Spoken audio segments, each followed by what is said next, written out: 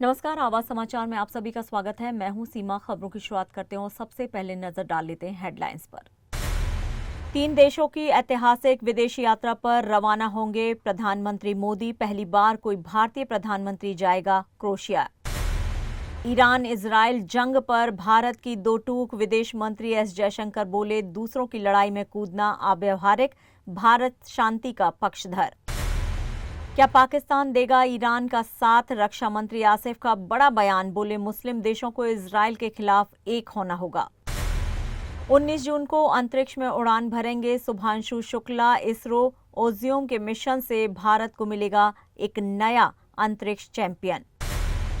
BJP की सड़क में फूट, मंत्री शेलार के सामने कार्यकर्ताओं में भिड़ंत, कई कार्यकर्ता पुलिस हिरासत में।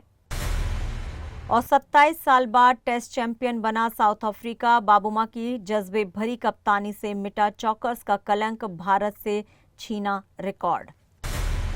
और अब खबरें विस्तार से। प्रधानमंत्री नरेंद्र मोदी 15 जून से 19 जून के बीच 3 देशों की अहम विदेश यात्रा पर जा रहे हैं। विदेश मंत्रालय के मुताबिक पीएम मोदी की ये यात्रा भारत की वैश्विक साझेदारियों को और मजबूत करने की दिशा में बड़ा कदम होगी।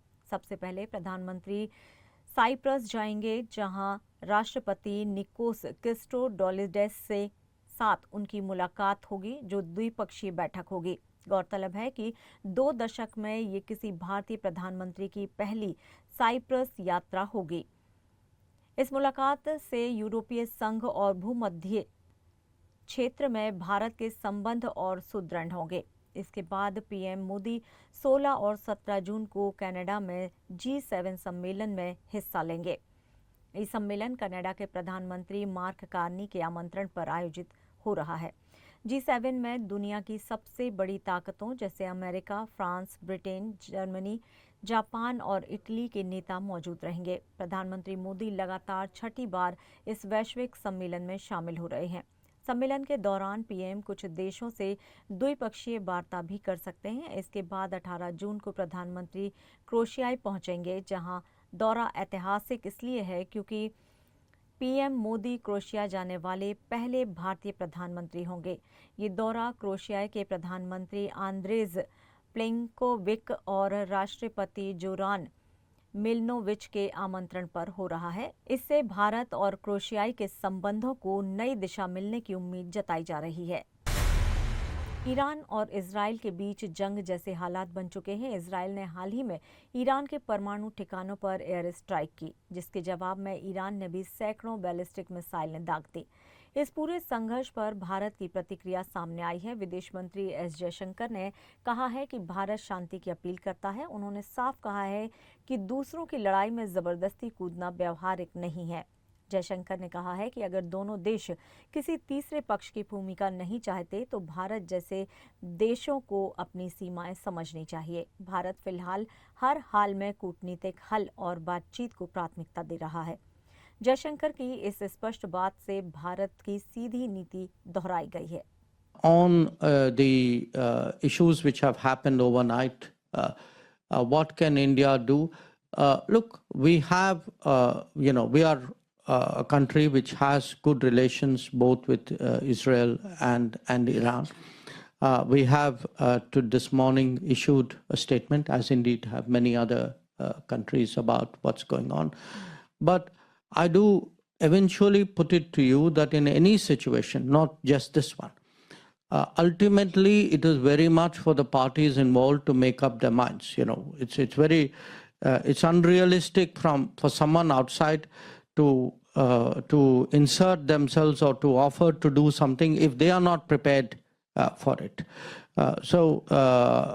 The issue is really how their own dynamic is going to unfold, and whether at some point of time a country like India or somebody else for that matter can be of particular help. Pakistan के रक्षा मंत्री ख्वाजा आसिफ ने बड़ा बयान दिया है। उन्होंने कहा है कि ईरान अगर इजराइल से जंग लड़ता है तो पाकिस्तान उसका साथ दे सकता है। आसिफ ने इजराइल को पूरी मुस्लिम दुनिया का आम दुश्मन बताया है। उन्होंने गाजा में हो रही हिंसा और नरसंहार की कड़ी निंदा की है। आसिफ ने मुस्लिम देशों से अपील की है कि अब सभी को एकजुट होना चाहिए। उनका कहना है कि अगर अभी कदम नहीं उठाए गए तो हालात और बिगड़ेंगे। उन्होंने कहा कि समय आ गया है जब हमें मिलकर इजराइल का सामना करना होगा। इजराइल की कार्रवाई से कई निर्दोष मुसलमान मारे जा रहे हैं, इसलिए अब चुप रहने का वक्त नहीं है। ये सभी मुसलमानों की लड़ाई है। हालांकि फिलहाल पाकिस्तान सरकार की ओर से कोई आधिकारिक घोषणा नहीं हुई है। भारतीय अंतरिक्ष कार्यक्रम के लिए एक बड़ी कामयाबी की खबर है। इसरो ने ऐलान किया है कि AX-4 मिशन के तहत भारतीय अंतरिक्ष यात्री शुभांशु शुक्ला अब 19 जून को अंतरिक्ष की उड़ान भरेंगे। ये मिशन अमेरिका के नासा, स्पेसएक्स और ओजियम स्पेस के सहयोग से संचालित किया जा रहा है।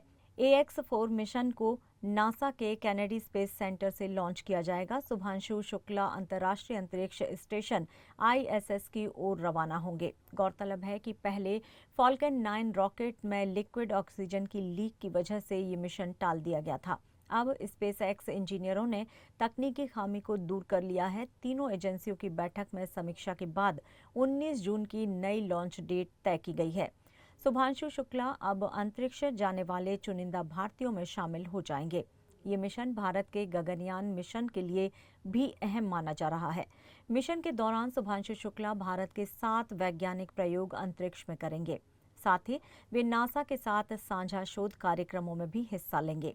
इसरो ने इस मिशन को लेकर पूरी तैयारी कर ली है। देश भर में शुभांशु की ऐतिहासिक उड़ान को लेकर उत्साह है। ये मिशन भारत के अंतरिक्ष अभियान को नई ऊंचाई देने वाला साबित हो सकता है। मुंबई के कांदिवली पूर्व में आज बीजेपी का आंतरिक झगड़ा सड़कों पर खुलकर सामने आ गया। कांदिवली के जानूपाड़ा इलाके में पालक मंत्री आशीष शेलार के दौरे के दौरान ही बीजेपी के 2 गुट आपस में भिड़ गए। पदाधिकारी देवांग दवे और पूर्व नगर सेवक प्रकाश दरेकर के समर्थकों के बीच जमकर मारपीट हुई। चौंकाने वाली बात ये रही कि ये झगड़ा मंत्री और पुलिस की मौजूदगी में हुआ। इसके बाद पुलिस ने देवांग दवे को हिरासत में लिया और समता नगर थाने ले गए। मामले को बढ़ते देख कई बीजेपी नेता थाने पहुंचे और दवे को समझाकर मामला शांत करने की कोशिश की।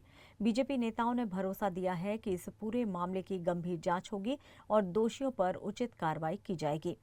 इस घटना ने बीजेपी के अंदर गुटबाजी की खाई को फिर से उजागर कर दिया है। फिलहाल पार्टी के वरिष्ठ नेता पूरे मामले की रिपोर्ट मांग चुके हैं। घटना से राजनीतिक गलियारों में चर्चा का माहौल गर्मा गया है। देवांग दवे ने मीडिया से बातचीत करते हुए संयम की अपील की है। आज माननीय पालकमंत्री महोदय आशीष शेलारजी जानूपाडा ठाकूर विलेज ह्या भागात आलेले, आमच्या नागरिकांशी संवाद साधायला ते तिकडे आलेले की इकडे जे मागच्या 50 वर्षापासून जानूपाडावासी जो वनजमिनीच्या संबंधित पीडित आहे, जिकडे त्यांना मूलभूत सुविधांसाठी त्यांना आज प्रश्न निर्माण झाला आहे की लाईट असेल, वीज कनेक्शन असेल, ते आपल्याला भेटत नाही। तर त्याला कुठेतरी लोकांना विश्वास देण्यासाठी की त्यांनी ते प्रस्ताव DPDCमध्ये पारित केलं आहे आणि ते ह्यापुढे ते शासनासोबत पण ह्या विषयाला पुढे घेऊन जाणार आहे आणि आमचे खासदार पियुष गोयल साहेबांसोबत ते केंद्रापर्यंत नेऊन जाणार आहे आणि कुठेतरी लोकांना ते आश्वासित करायला आलेले की ह्यापुढे वनजमिनीचा त्रास होणार नाही आणि त्यांचं हक्काचं घर तिकडेच भेटेल, त्याची ते खात्रीता लोकांना देण्यात आज इकडे आलेले। ते येत असताना काही स्थानिक बाचाबाची झाली आणि आता मला पक्षाच्या श्रेष्ठी माझ्याकडे आलेले मला भेटले। त्यांनी मला आश्वासित केलं आहे की याची उचित ती कारवाई ती पक्षामध्ये केली जाणार आहे, कारण की पक्षाने पक्षाच्या सगळ्या पदाधिकाऱ्यांसमोर जे घडले ते घडले। तर ह्यापुढे पक्षाने मला आश्वासित केल्यामुळे इकडे आपण थांबतोय आणि पक्ष उचित ती कारवाई करेल, त्यासाठी मी सगळ्या आमच्या श्रेष्ठींना निवेदन करतोय। साउथ अफ्रीका ने 27 साल बाद ICC ट्रॉफी जीत ली है और इसके हीरो बने हैं कप्तान टेम्बा बाबूमा। लॉर्ड्स के ऐतिहासिक मैदान पर खेले गए वर्ल्ड टेस्ट चैंपियनशिप 2025 के फाइनल में साउथ अफ्रीका ने ऑस्ट्रेलिया को 5 विकेट से हराया। इस जीत के साथ साउथ अफ्रीका ने चौकर्स का टैग हमेशा के लिए मिटा दिया। बाबूमा ने फाइनल में 36 और 66 रन की 2 जुझारू पारियां खेली और एक नया रिकॉर्ड भी अपने नाम कर लिया है। बतौर कप्तान फाइनल में सबसे बड़ी पारी खेलने वाले वो पहले खिलाड़ी बन गए हैं। इस मामले में उन्होंने विराट कोहली और रोहित शर्मा को भी पीछे छोड़ दिया है। मैच के दौरान जब टीम संकट में थी तो बाबूमा हैमस्ट्रिंग इंजरी के बावजूद मैदान पर डटे रहे। उनकी एडन मार्करम के साथ 147 रन की साझेदारी ने जीत की नींव को रखा। साउथ अफ्रीका को जीत के लिए 282 रन का लक्ष्य मिला था, जिसे चौथे दिन लंच से पहले ही हासिल कर लिया गया। एडन मार्करम ने इस जीत में सेंचुरी मारकर अहम भूमिका निभाई। 1998 के बाद ये साउथ अफ्रीका का पहला आईसीसी खिताब है। बाबू मां की कप्तानी और जज्बे को अब क्रिकेट जगत सलाम कर रहा है। इस ऐतिहासिक जीत ने न सिर्फ एक ट्रॉफी दिलाई बल्कि पूरे देश का क्रिकेट का आत्मविश्वास लौटा दिया। अब South Africa world test champion है और टेम्बा बाबूमा इसका नया चेहरा। उनकी ये जीत लंबे वक्त तक याद की जाएगी, हौसला, संघर्ष और जज्बे की वजह से।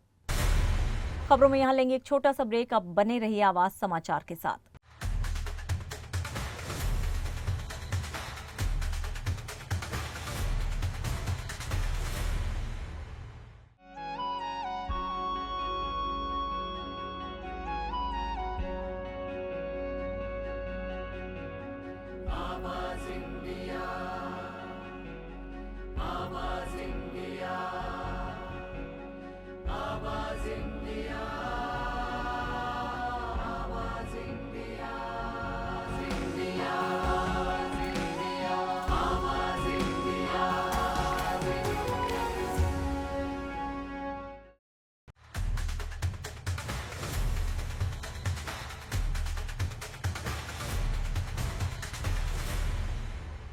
ब्रेक के बाद एक बार फिर से आप सभी का स्वागत है। बढ़ते हैं अपनी अगली खबर की ओर। अहमदाबाद में हुए एयर इंडिया विमान हादसे की जांच के लिए केंद्र सरकार ने एक हाई लेवल कमेटी बना दी है। ये कमेटी 3 महीने में रिपोर्ट सौंपेगी और दुर्घटना के कारणों की गहराई से जांच करेगी। इस बहुविषयक समिति की अध्यक्षता गृह मंत्रालय के सचिव करेंगे। कमेटी मौके पर निरीक्षण करेगी और पायलट, क्रू मेंबर्स और एयर ट्रैफिक कंट्रोल से पूछताछ करेगी। इसके अलावा अगर हादसे में विदेशी नागरिक या विमान निर्माता शामिल हैं, तो इंटरनेशनल एजेंसियों की भी मदद ली जाएगी। समिति मौजूदा नियमों की समीक्षा करेगी और भविष्य में ऐसे हादसों को रोकने के लिए दिशा निर्देश भी बनाएगी। गौरतलब है कि एयर इंडिया की फ्लाइट AI-171 अहमदाबाद से लंदन जा रही थी, जो टेक ऑफ के कुछ ही सेकंड में दुर्घटनाग्रस्त हो गई। हादसे में 272 लोगों की मौत हो गई थी, जिससे देश और विदेशों में गहरा शोक छाया हुआ है। सरकार अब इस हादसे के हर पहलू की निष्पक्ष जांच कराना चाहती है, ताकि भविष्य में ऐसी किसी भी दर्दनाक हादसे से बचा जा सके। जाको राखे साइयां, मार सके ना कोई। लेकिन कभी कभी किस्मत इतनी बेरहम हो जाती है कि एक पल में सब कुछ छीन लेती है। अहमदाबाद से लंदन जा रही एयर इंडिया की फ्लाइट AI-171 की उड़ान में 272 लोगों की जान चली गई। लेकिन आज हम बात कर रहे हैं उस एक मासूम सपने की, पायल खटीक की। रिक्शा चलाकर जिसने अपनी बेटी को पाला, पढ़ाया और अब उसे लंदन भेज रहा था पढ़ाई के लिए। लेकिन पायल की पहली हवाई यात्रा ही उसकी आखिरी उड़ान बन गई। आइए देखते हैं ये खास रिपोर्ट। अहमदाबाद एयरपोर्ट से जब फ्लाइट AI-171 ने उड़ान भरने की तैयारी की, तब किसी को नहीं पता था कि ये उड़ान सपनों की और सैकड़ों की कब्रगाह बन जाएगी। गुजरात के हिम्मतनगर से आने वाली पायल खटीक पहली बार फ्लाइट में बैठ रही थी, लंदन जा रही थी भारत का नाम रोशन करने के लिए। उनके पिता सुरेश भाई खटीक रिक्शा चलाते हैं, दिन रात मेहनत करते हैं ताकि बेटी पढ़ लिख के आसमान छुए। बचपन से होशियार पायल ने हर एग्जाम में टॉप किया। लंदन की एक बड़ी यूनिवर्सिटी में उसे एडमिशन मिला था। गुरुवार को उन्होंने अपनी जिंदगी की पहली उड़ान ली, लेकिन अफसोस ये लंदन नहीं पहुंच सके। वो फ्लाइट क्रैश हो गई और पायल भी उन 272 लोगों में शामिल हो गई, जिनकी सांसें आसमान में ही थम गई। पायल की मौत ने सिर्फ एक परिवार को नहीं, एक पूरे मोहल्ले को तोड़ दिया है। एक गरीब पिता के सपने, एक होनहार बेटी की उम्मीदें, सब कुछ चकनाचूर हो गया।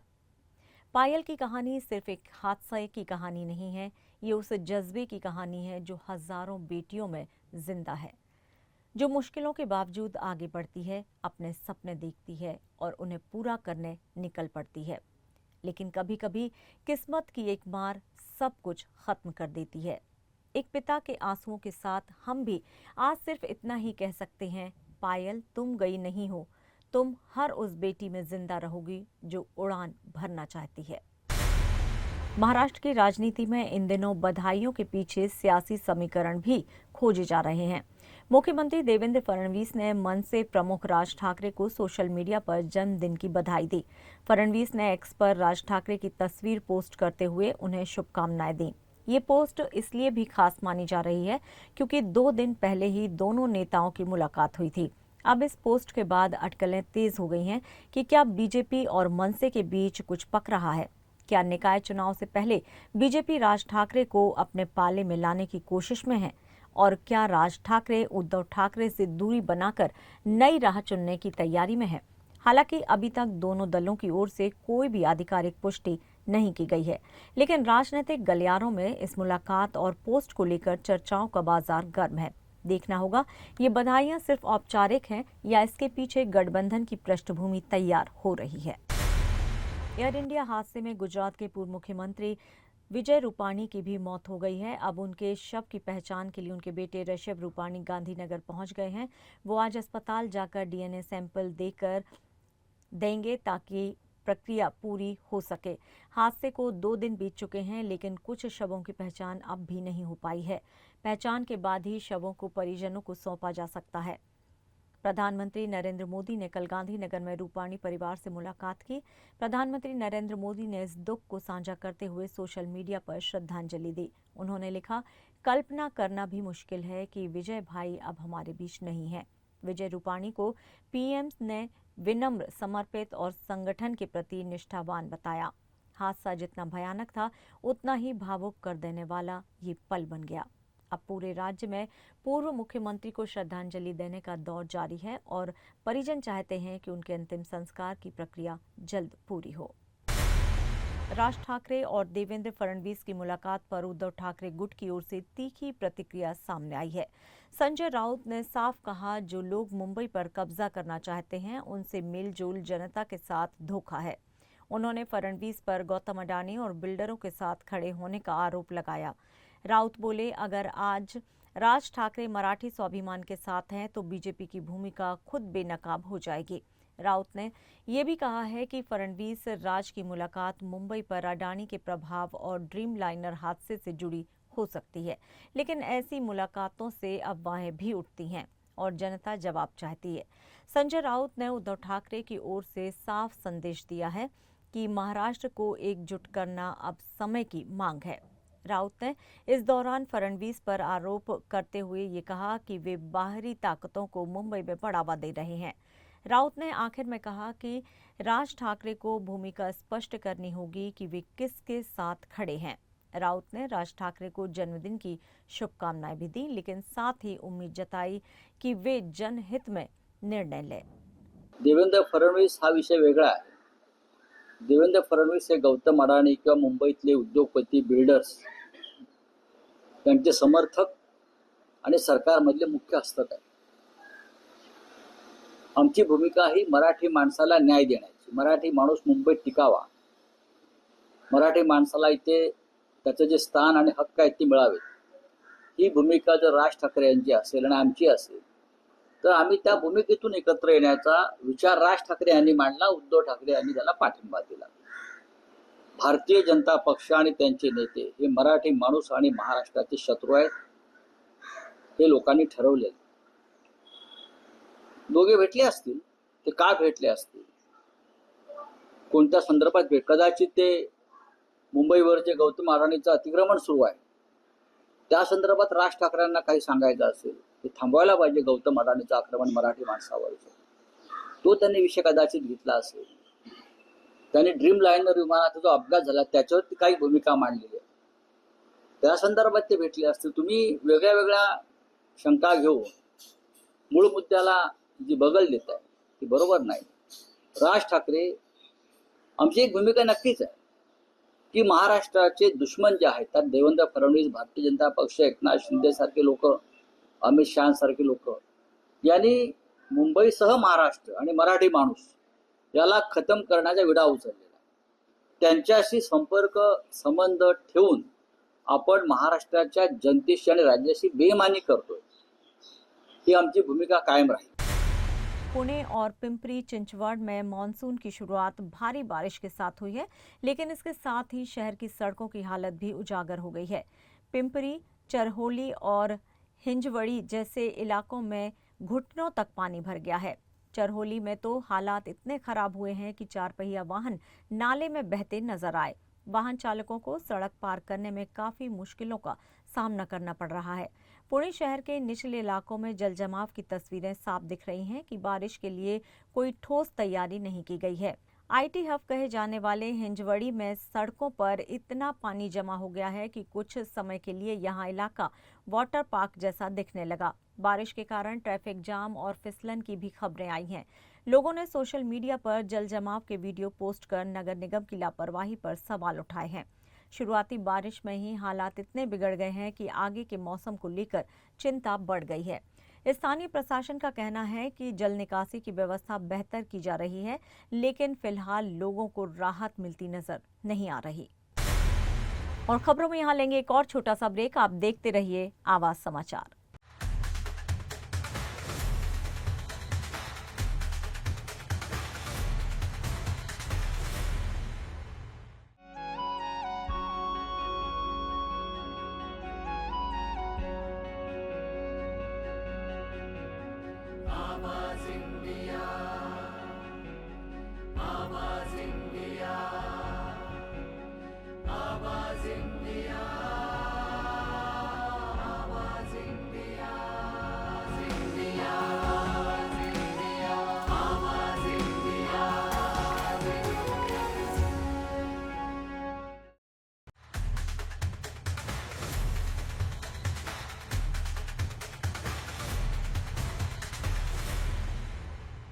ब्रेक के बाद एक बार फिर से आप सभी का स्वागत है। बढ़ते हैं अपनी अगली खबर की ओर। और अब इस हादसे पर प्रतिक्रिया दी है बॉलीवुड के महानायक अमिताभ बच्चन ने। बिग बी ने अपने ब्लॉग में लिखा है कि इस दुर्घटना ने उन्हें गहरा सदमा दिया है। ये एक दुख एकजुटता की प्रेरणा भी बने। इस हादसे में 272 यात्रियों की जान चली गई है, जिनमें अमिताभ बच्चन के करीबी दोस्त का बेटा भी शामिल था। बिग बी ने लिखा है कि ये सुबह एक गहरे सदमे की खबर लेकर आई। एक युवा बेटे की अचानक मौत, जिसे अब तक यकीन नहीं हो रहा। उन्होंने हादसे की पारदर्शिता और सही जांच की मांग करते हुए कहा कि इससे सबक लेना जरूरी है। बच्चन ने इस हादसे में जान गंवाने वाले सभी लोगों के परिजनों के प्रति संवेदना जताई है और दुख बांटने की अपील की है। 12 जून को लंदन जा रहा ड्रीमलाइनर विमान अहमदाबाद से उड़ान भरते ही मेडिकल हॉस्टल पर गिरा। हादसे में सिर्फ एक व्यक्ति की जान बच पाई, जो अब अस्पताल में भर्ती है। बिग बी का ये भावनात्मक पोस्ट सोशल मीडिया पर वायरल हो रहा है। लोग उनके जज्बों की सराहना कर रहे हैं। इस पूरे मामले की जांच शुरू हो चुकी है, लेकिन अब देश उम्मीद कर रहा है कि सच्चाई सामने आए। एक तरफ ये हादसा तकनीकी चूक या सुरक्षा में खामी की ओर इशारा करता है, तो दूसरी तरफ इससे जुड़े मानवीय दर्द ने सबको रुला दिया है। आईपीएल में सनराइजर्स हैदराबाद की हर जीत और हार के साथ चर्चा में रही टीम की सीईओ काव्या मारन अब एक बार फिर से सुर्खियों में है। इस बार वजह क्रिकेट नहीं, बल्कि उनकी शादी की है। खबरें हैं कि काव्या जल्द ही साउथ इंडस्ट्री के मशहूर सिंगर और म्यूजिक कंपोजर अनिरुद्ध रविचंद्र संग शादी के बंधन में बंधने जा रही हैं। अनिरुद्ध वही हैं जिन्होंने कोलावेरी डी जैसे सुपरहिट गाने से देश भर में पहचान बनाई थी।